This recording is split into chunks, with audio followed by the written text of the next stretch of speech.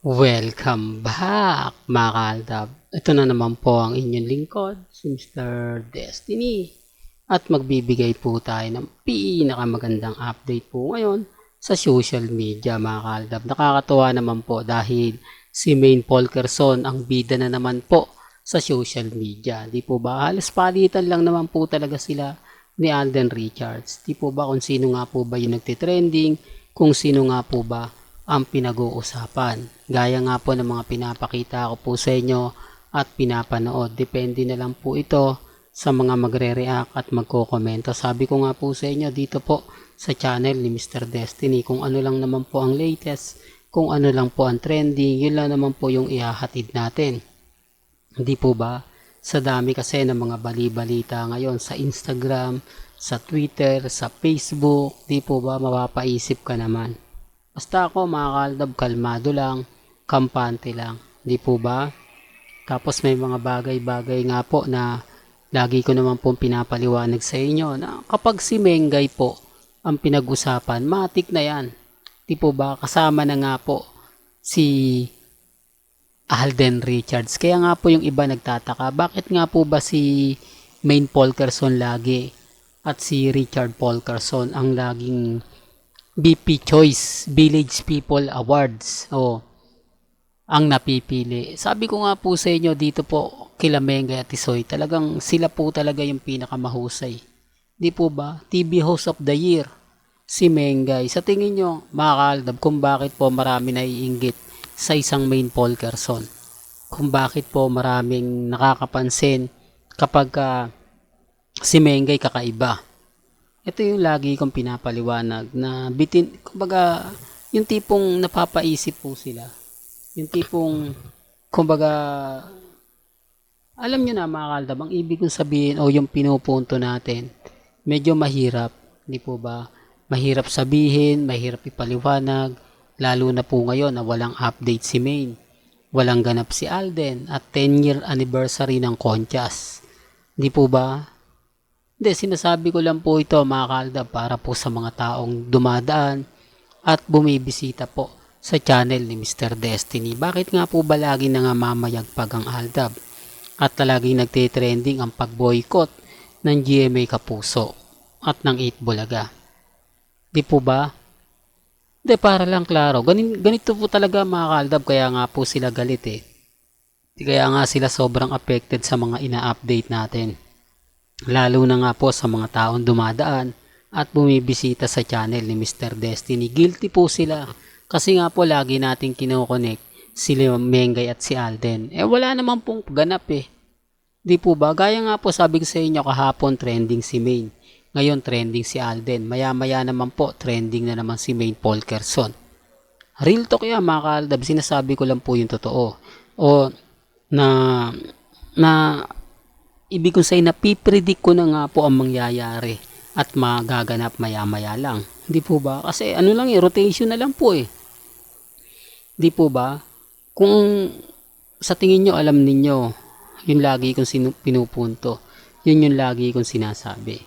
Po ba? Pero bago nga po natin ituloy, etong magandang update natin, kung bago ka lang sa channel na to, at isa kang true-blooded Aldab Nation, na nagmamahal kina Mengay at Tisoy, tama po ang channel na pinuntahan mo, kaya consider na po kitang bagong subscriber. At huwag mong kalimutang i-share ang mga video po natin sa mga mami, sa mga titas, at sa mga senior. Remind ko lang po sa mga dumadaan at sa mga bumibisita. Sa mga nagsasabi na fake news daw po ako, okay lang po yan. Ang importante lang naman po mga kaaldab, lagi tayong nagbibigay ng mga update, lagi tayong kumbaga sumasapol sa mga kaganapan. Ngayon, marami po nagtataka na bakit nga po ba sobrang tahimik si Maine Polkerson? Walang ganap, walang update. Ang sinasabi po kasi nila mga kaaldab, kasama daw po sa taping. Hindi naman lingid sa inyong kaalaman na pinopost na nga po ng GMA, ng ABS-CBN o todo na nga po ang pagpopromote sa Nathan Studio na pagmamayari nga po raw kuno ni Ibyang mga kaaldab, na dito nga po daw lahat gagawin ang mga bagay-bagay na pelikula, teleserye na ginagampanan ni Congressman Arjo. Di po ba? Pero bakit hindi nga po ba na pinopromote ni Maine? Kaya nga sabi ko sa inyo, wala pong gaanong, o sabihin na natin yung totoo mga kaaldab, marami na pong nagdududa sa relasyon ni Congressman at ni Maine Polkerson. Ibig kong sabihin nagdududa, yung kasal serye. Di po ba?